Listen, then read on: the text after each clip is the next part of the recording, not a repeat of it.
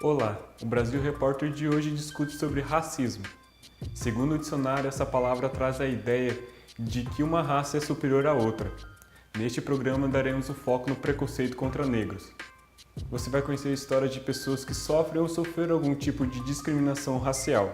Quer saber mais? Então fique ligado que o Brasil Repórter já está no ar.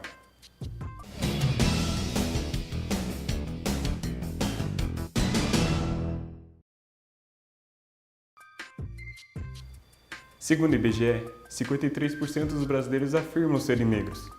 Apesar de ser maioria na população, muitos ainda sofrem com preconceito racial.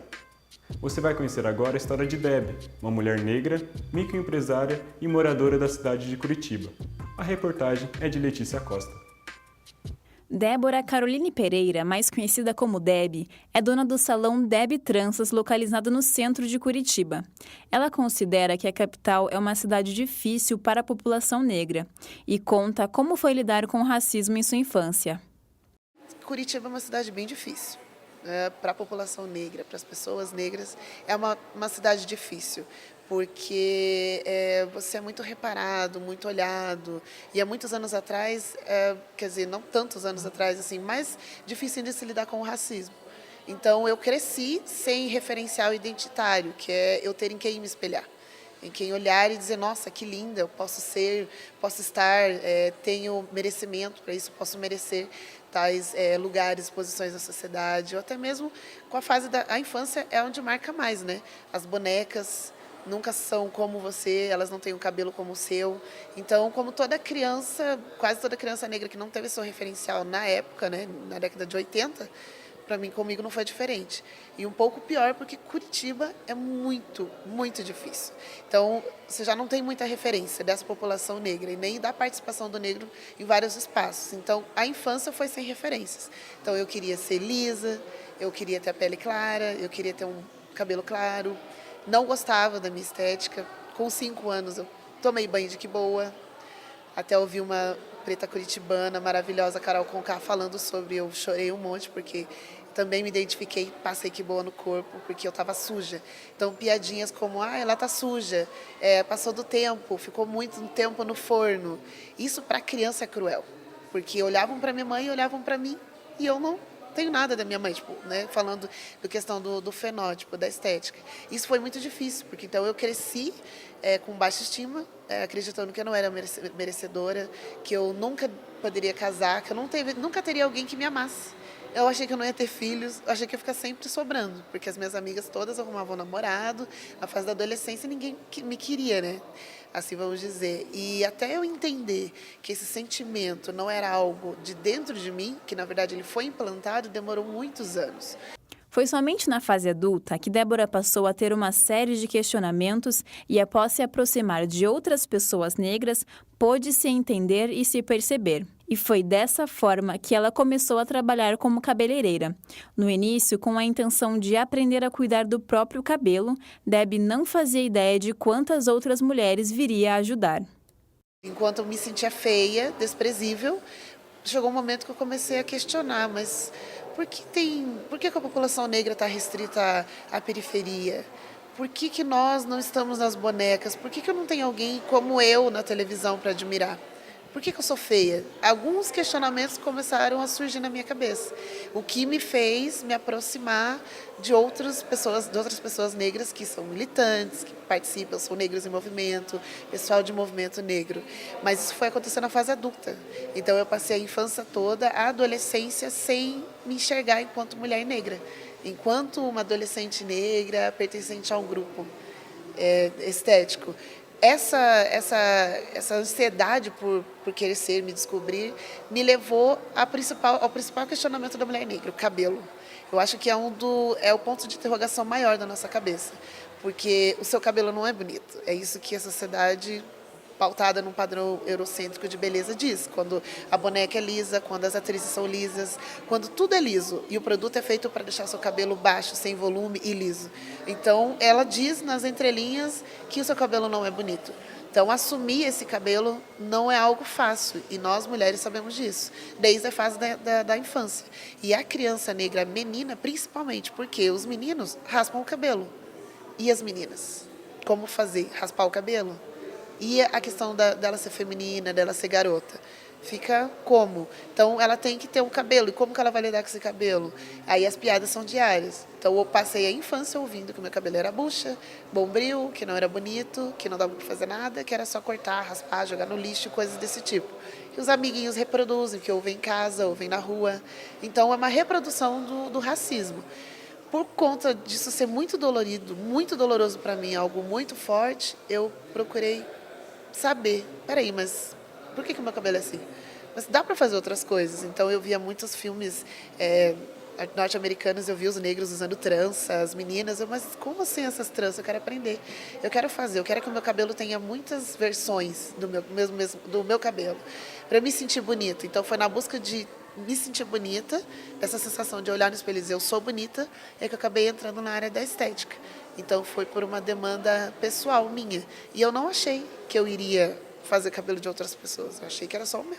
Que eu só queria resolver o meu problema. Só que o meu problema não é só o meu. Era de várias mulheres. De não se achar bonita, não se sentir bonita como elas são. O fato de trabalhar com reciclagem fazia com que Débora sofresse preconceito dobrado. Começar a trabalhar com estética transformou essa realidade. Hoje, após 10 anos, ela conclui que o mais importante não foi o ganho financeiro, e sim o conhecimento que ela adquiriu e tem a possibilidade de transferir para empoderar outras mulheres. Eu e minha mãe, a gente vive numa condição bem precária, assim. Então, que além de negra, periférica, a gente trabalhava com lixo. Então, a gente catava papel. Então, é você receber o racismo, os olhares do nojo, do preconceito dobrado, triplicado.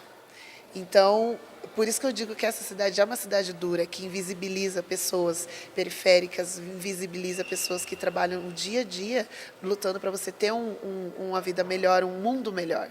Então, essa questão da reciclagem, do material, me fez perceber ainda mais o quanto a gente é invisível. E quando nos enxerga somente com desprezo. E, através dessa situação, indo para a parte de eu buscar a minha autoestima, fui para a estética meio que sem querer, assim, fui levada, porque eu achei que dava para aprender e fazer em mim, no outro dia, e não é assim, demora. Então, até eu aprender a me trançar, a arrumar o meu próprio cabelo, demorou, e eu tinha que treinar. Eu falei, então, já que eu tenho que treinar, eu vou colocar uma placa no portão e vamos fazer. Começou assim, fazendo 1, 2, hoje já são 10 anos, e exatamente nesse ano fazem 10 anos que tudo mudou, tudo mudou. Então, de me sentir feia, me sentir desprezível, de trabalhar com lixo, de receber o preconceito da sociedade, eu consegui aos poucos ressignificar isso para, não, eu sou bonita e eu posso mais. E aí essa profissão, esse ofício eu passei para minha mãe, a gente saiu dessa condição, conseguiu mudar, conseguiu progredir, sabe? Os ganhos, não só o ganho financeiro, mas como o principal ganho. Eu acho que o foco principal não é a grana, é a transformação. Então, eu me transformei em uma outra pessoa. É até complicado e eu sou muito manteiga derretida. Desculpa, mas aqui é muita porrada e a gente é dolorido.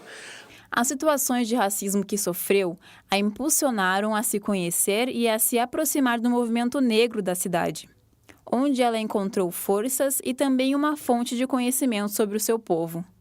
Como eu sofri algumas situações de racismo na cidade, inclusive com o movimento skinhead, eu já levei corridão, já ameaças, já foi proibida de entrar numa balada, sabe? Então, várias situações me levaram cada vez mais a buscar mais sobre mim e me fortalecer. E aí a aproximação com o movimento me deu força para entender que aquilo que eu estava fazendo sozinha, lá no sítio cercado, fazendo um cabelo e contando a história, alguma história que eu ouvi sobre nós, algo positivo, ou até questionando, né? Por que não tem as bonecas, por que não tem nossa representatividade positiva na televisão? Não era só eu que estava fazendo. Então eu consegui encontrar o grupo, as pessoas que estavam no mesmo movimento que eu.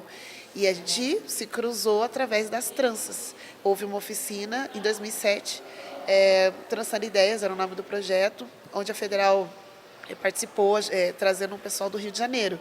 Então, quando eu recebi informações sobre as tranças, a história das tranças pela ótica da África, eu fiquei louca, simplesmente eu pirei, eu falei, não acredito, agora eu tenho como explicar o que eu faço. Eu acho que isso é muito mais importante do que fazer, você saber o que você está carregando na cabeça. E aí me trouxe essa bagagem de conhecimento, então eu estou aproximada com o conhecimento acadêmico, que é pesquisa, então onde você vai conhecer realmente a história, tem pessoas engajadas nisso para você ter uma bagagem, ter uma pesquisa válida, algo que não é eu disse, a fulana falou, é pesquisa, é história, é fato. E eu trago para o salão, então eu fico passando para as clientes no dia a dia o conhecimento acadêmico, como se fosse uma ponte, né? O sujeito e o conhecimento. Essa ponte que é muito difícil de a gente conseguir manter ou ter, porque a dona Maria que trabalha na escola não está sabendo a história daquilo que ela está carregando na cabeça. E ela também não sabe porque o cabelo dela é crespo. Mas aí aqui a gente vai contar para ela.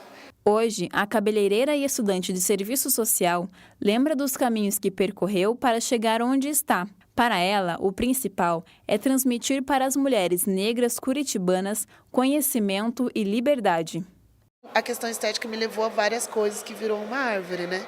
Então, um galinho, eu me senti feia, tomar banho de que boa e me odiar, me levou a outras coisas que levaram a outras pessoas e que hoje, tipo, é uma árvore. Então, não só do trabalho, mas como do conhecimento, da consciência, do empoderamento, dessa mulher se sentir bonita. E a gente faz o trabalho aqui no salão, principalmente da transição. O que é a transição? Que o pessoal fala tanto. É sair da química e ter o cabelo natural, assumir seu cabelo natural, ou parar de usar química. Elas estão sempre fazendo a transição. Todos os dias eu recebo mulheres que estão em transição. E eu vejo que o nosso trabalho foi bem sucedido quando ela chega aqui com falhas, com queimaduras na cabeça por causa da química, com a baixa estima. Ela começa a trançar, cuidar desse cabelo, esse cabelo cresce, vai crescendo, crescendo. Ela corta toda a química, a gente mesmo corta, e de repente ela chega aqui de black. Ah não, Debbie, agora eu quero uma trança só para ir numa festa, ou eu quero um penteado. Eu tô me amando. Quando ela fala isso para mim, eu falo, pronto, essa daí é mais uma que já virou borboleta, já bateu a asa. Não precisa mais que a gente dê aquele primeiro empurrão, agora é só voar. Então, o nosso trabalho não é só manter ela ali, eu tenho um salão, eu vivo disso, várias famílias aqui vivem disso, mas o nosso trabalho principal é da liberdade, aquilo que a mulher negra não teve. Assim como Debbie, muitos negros têm deixado o caminho da imposição dos padrões sociais para o chamado empoderamento. Isso quer dizer valorizar, reconhecer e ter orgulho das suas características. É o caso de Luciana Tavares dos Santos, de 22 anos, que é modelo, fotógrafa e Miss Pinhais 2015. Ela conta que entrou no concurso para quebrar os paradigmas. Sua vitória teve grande repercussão e, além de beleza, ela lembra a importância da representatividade para crianças e jovens. Eu entrei para quebrar realmente os padrões, assim, porque quando eu participei a primeira vez, não tinha nenhuma Miss ainda negra. Então, depois que eu venci ali na minha cidade, teve uma repercussão muito grande. A galera do movimento ficou muito feliz, porque realmente era um fato histórico, assim. E eu fiquei muito feliz com isso e realmente estava sendo referência para outras meninas, enfim. Então é uma coisa assim que a gente vai desconstruindo e vai crescendo aos poucos. Então em outras cidades, outros estados, meninas negras também estavam com essa mesma ideia de participar para quebrar padrões e conseguiram, né? Então eu consegui na minha cidade, concorri ao Miss Paraná, que tinha eu e mais uma menina negra só. Então é um mundo assim que realmente não tinha muita representante negra. Mas está crescendo esse número de meninas que estão participando, concorrendo. Acho que as pessoas estão abrindo um pouco a mente e realmente colocando a gente em um lugar que também é nosso, sabe? E é muito importante, sabe, a representatividade na formação social de uma criança, de uma adolescente. Então não é nem só questão de beleza, sabe? Porque muita gente fala assim, que negro tá na moda, ser negro tá na moda, cabelo crespo tá na moda, o cabelo da moda agora é o cabelo crespo. Não, eu acredito que não, que eles estão conseguindo perceber que a gente está evoluindo, que a gente está buscando reconhecer a nossa história, a nossa cultura, e a gente está valorizando isso e usando isso no dia a dia. e buscando os nossos lugares, sabe? Então, tanto no mundo Miss como modelo, eu sempre busco essa questão da representatividade. Para ela, a cidade de Curitiba está passando por um lento processo de evolução. E o número de pessoas se empoderando tem sido de extrema importância no combate ao racismo. Diferente de São Paulo e Rio, a gente está em um processo de evolução, acredito aqui. Acho que aqui a gente está crescendo, tentando fazer a diferença. O número de pessoas se assumindo, se empoderando está crescendo. E eu acho que a melhor forma de estar combatendo ao racismo, ao preconceito, é assim, você estudando, se empoderando, tomando o lugar que a gente deve ter por direito. E um dia talvez isso acabe, né? É bem complicado, assim, porque é um fato assim, que é meio histórico, então você tem que estar trabalhando e lutando isso diariamente mesmo. Para Luciana, as situações de preconceito aconteceram de forma velada, ou seja, disfarçada. É comum receber comentários preconceituosos onde muitas vezes as pessoas não percebem que estão atacando o próximo. A fotógrafa considera que o conhecimento é o que vai mudar a realidade de uma sociedade racista. Bom, eu acredito que no Brasil, assim, no geral, o racismo, o preconceito, ele vem de uma forma muito sutil, né, que a gente normalmente nem percebe. Então, existe casos assim que a pessoa sofre um ataque de racismo, que é aquela coisa que todo mundo percebe e realmente dá para fazer uma denúncia, um processo. No meu caso, não. É uma coisa que eu sei que eu estou sendo atacada, eu sei que é um racismo, eu sei que é um preconceito, só que normalmente se você fala para alguém, as pessoas, não é. É coisa da sua cabeça.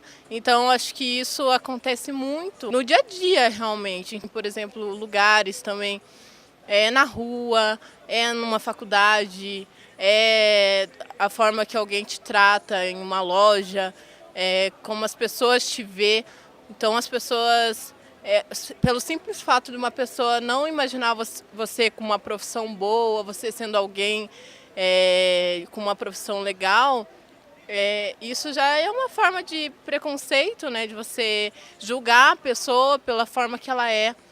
O Brasil Repórter mostra agora a história de um professor de filosofia e estudante de história que relatam as situações de preconceito que já viveram. Acompanhe. Denis Denilton é filósofo e atua como professor na rede estadual. Ele conta uma situação de racismo que sofreu de uma funcionária de uma escola. Além disso, Denis explica que o preconceito é subjetivo e que pode ser diferenciado da discriminação racial. Evidente, eu já sofri vários preconceitos, várias discriminações e vários processos de racismo, porque a gente consegue definir, né, o que é preconceito, racismo e discriminação racial. No caso do preconceito, ele é muito mais subjetivo. Certo? Ou seja, não é tão explícito assim, porque o preconceito se determina quando você pressupõe que uma sociedade ou que uma cultura ela é menor ou menos relevante que a outra. Então, por isso se utiliza de sutilezas para impregnar o sistema com esse tipo de ação. É evidente, em concurso público, até mesmo eu lembro uma situação que eu fui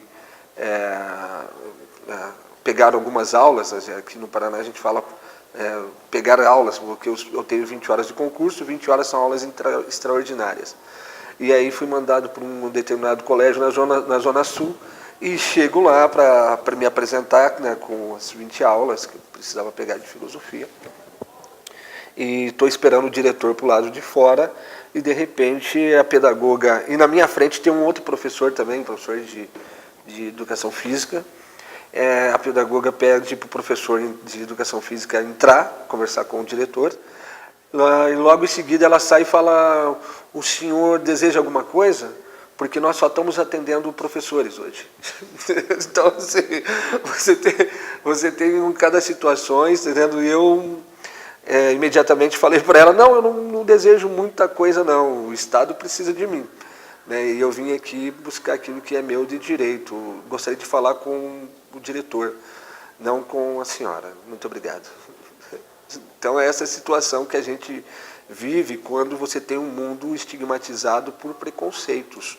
Em preconceitos, presume-se que uma sociedade não está evoluída o suficiente com a capacidade de reconhecer o outro naquilo que ele é, dentro do seu pertencimento, principalmente pertencimento étnico-racial. A tarefa de ensinar para Denis vai um pouco além do convencional. Ele conta que no início do ano letivo estabelece preceitos que fazem parte da difícil missão de formar alunos sem preconceitos.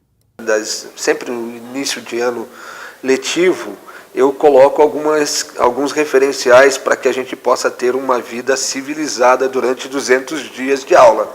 E dentre esses preceitos está a condição de não permitir jamais qualquer tipo de preconceito, seja ele preconceito racial, de gênero, religioso, de raça. Então, uma das questões que eu lanço com muita força se aquele que não concorda, aquela que não concorda com estes meus preceitos para que a gente possa ter uma vida respeitosa, pode se retirar, certo? Mude de escola, mas não permaneça na minha sala, porque isto não será possível.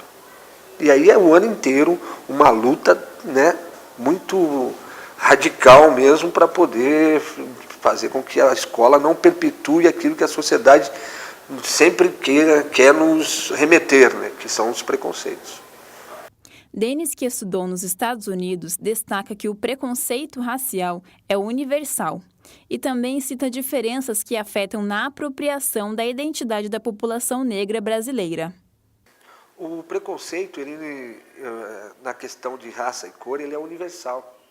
Entendendo? Por isso que nós tratamos no Brasil da discussão do preconceito racial, discutindo na perspectiva de africanos na diáspora, certo? Ele é um fenômeno mundial, o preconceito.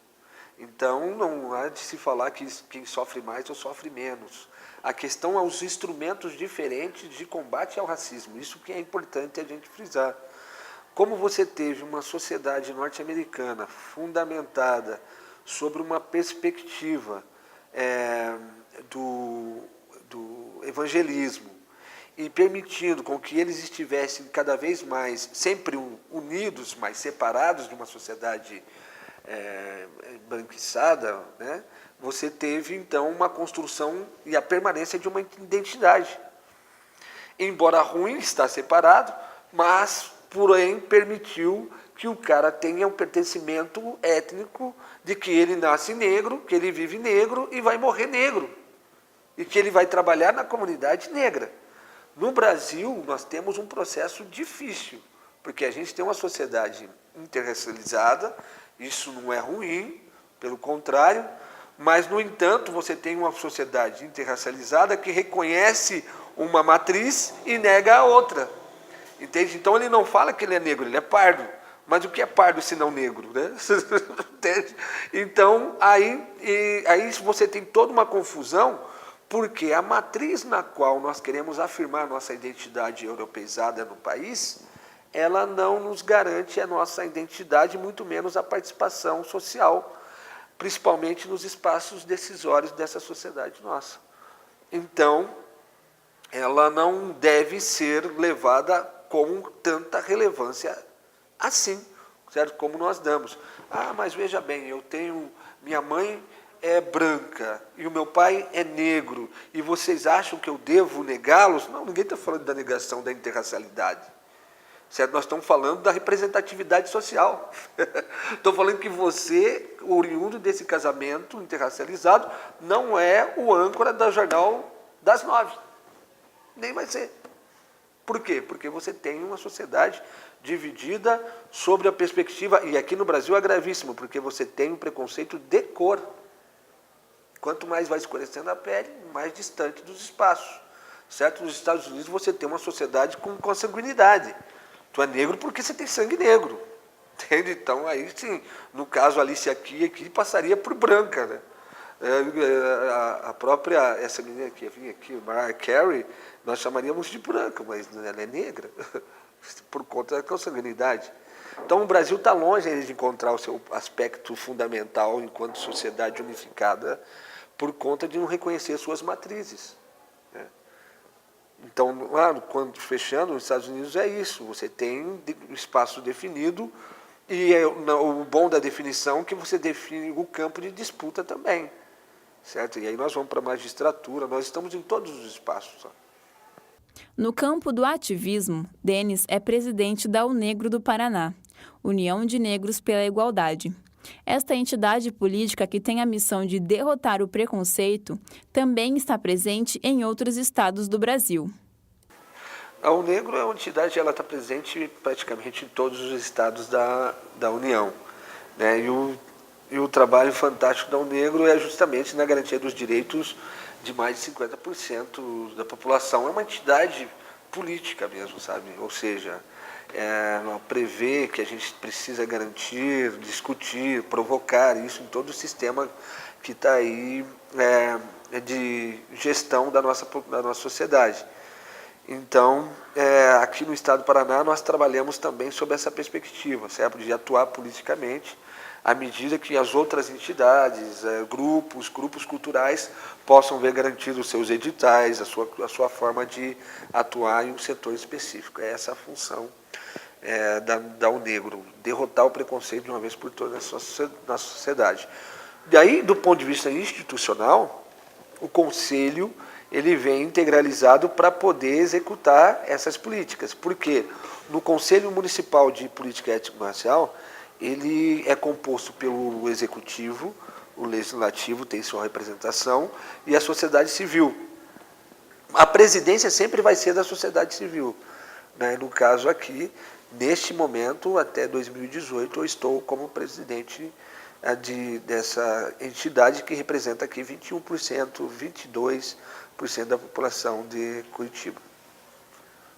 E você pensa que Curitiba é assim, né? Mas só 20%.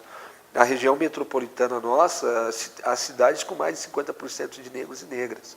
E eu posso citar algumas regiões, por exemplo, a cidade de Colombo tem mais de 50%, a cidade de Pinhais tem mais de 40% de negros e negras, a cidade que chamavam lá dos poloneses, Contenda, tem mais de 30% de negros e negras, e isso não está em lugar nenhum, né? E a gente precisa de um canal, e canais como este para poder divulgar que essa população não pode ser invisibilizada, ela não pode estar desaparecida do contexto social, porque ela demanda uma força de produção significativa para aquela região, né?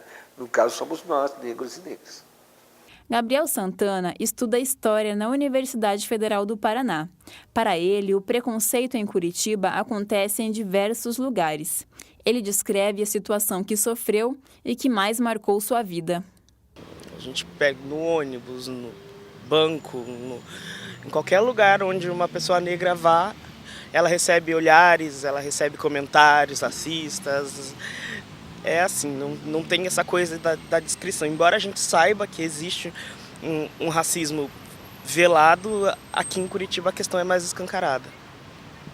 Você já sofreu algum preconceito? Sim, várias vezes. Desde perguntar a hora para uma pessoa branca na rua e ela segurar a bolsa, sair correndo, até na escola, assim, várias vezes, sendo acusado de roubo com algum sumiço de material de aluno, várias coisas, assim, vários números. Quando eu trabalhava num local e eu estava deixando o meu cabelo crescer, e eu não trabalhava com cliente nem nada, mas a minha chefe disse que se eu deixasse o cabelo crescer, ela ia me demitir, justamente porque era Black Power e a empresa não aceitava esse tipo de cabelo. Assim. Esse foi um dos casos que mais me marcou. Assim. A socióloga Luciana Oliveira explica por meio de autores da sociologia por que o racismo ainda se faz tão presente no Brasil, mesmo após 128 anos da abolição da escravatura. Bem, acho que se a gente pegar alguns autores da sociologia, a gente pode explicar isso. Então, se a gente for pegar primeiro lá o Gilberto Freire, quando ele fala, não que ele fale, né, exatamente, mas ele acaba trazendo à tona a ideia de que no Brasil não há racismo, de que aqui no Brasil há harmonia, né, que as relações entre senhores e escravos no Brasil eram menos violentas do que no restante do mundo em que houve escravidão. E daí, em contrapartida, o Florestan Fernandes, né, falando que isso é um mito, que na verdade existe sim racismo, com dados estatísticos comprovando, né? Por que ele existe ainda? Porque o brasileiro comprou aquela ideia de que há harmonia, né? E o nosso ethos católico também nos deixa achar feio ser racista, né? Então você não fala que é racista, mas dentro de casa você acaba reproduzindo isso, né? Eu acho que além disso, o fato do racismo no Brasil ser escondido dificulta a ação dos movimentos negros, né? Porque não estou dizendo que existem racismos bons e ruins, né? Mas quando o racismo fica evidente, fica mais fácil de lutar contra, né? Quando o racismo é ali, né, no olhar, fica mais difícil de você ir lá na polícia denunciar, mas isso é coisa da tua cabeça, né? Ou mesmo nos psicólogos, né? Assim, pessoas que dizem que vão ao psicólogo falar do seu sofrimento enquanto vítima de racismo, e o psicólogo diz, isso é coisa da tua cabeça, né? Imagina, né? Então, Professora há 19 anos, Luciana conta que presenciou mais pontos positivos do que negativos ao longo dos anos quando trata de assuntos raciais em sala de aula. E fala de outras medidas que, assim como as cotas, poderiam agregar para uma sociedade mais igualitária. dou aula bastante para os primeiros anos, né? Então, as meninas negras no primeiro ano, elas geralmente chegam com o cabelo alisado, escondido, né? Assim. E como no primeiro ano a gente fala já sobre essa questão, sobre as desigualdades sociais, e daí a gente trata do gênero, da raça e classe social, parece que elas, assim, sabe, se descobrem, assim. E no segundo ano você já vê, quando elas voltam das férias, elas com as tranças, com os cabelos, isso é... Nossa, eu gosto de imaginar que eu fiz alguma coisa assim, né, para que isso acontecesse. Mas também é duro ver muitos alunos negros que não conseguem se enxergar como negros, né? Porque é um processo difícil de autorreconhecimento, né? Porque daí ele não vai poder mais rir das piadas, né? Ele vai ter que enfrentar essa dor, né, de ser diferente. Então, as cotas, elas são fundamentais, né? Se a gente for ver como a sociedade se transforma, qualquer investimento em educação é um investimento que vai mudar a estrutura da sociedade. Então, por exemplo, se o governo desse uma casa, por exemplo, para uma pessoa que precisasse, ela podia mais tarde se desfazer da casa e aquilo sumiria. Agora, se o governo dá possibilidade da população negra chegar à universidade, é um conhecimento que não vai se perder, né? E, além disso, se a gente for pensar na teoria do Bourdieu, né, da reprodução social, que diz lá que a maioria das pessoas cujos pais têm ensino superior também vão ter ensino superior, e a maioria das crianças cujos pais não têm curso superior também não vão ter curso superior, então as cotas, elas quebram esse ciclo, né? Esse ciclo vicioso. Então, ela chega lá, 4, 5 gerações da população negra chegando à universidade, é uma transformação estrutural na sociedade, né? Não tem como você segurar daí, né? E isso me faz pensar também o quanto o movimento negro cresceu por causa das cotas, ou as cotas surgiram por causa do movimento negro, entende? Com essa informação, encerramos mais uma edição do Brasil Repórter. Para assistir esta e outras edições, você pode nos acompanhar pelo YouTube, no canal Comunicação Social Uninter. Lembrando que este programa é produzido por alunos de jornalismo aqui da Uninter. Nós ficamos por aqui. Até a próxima!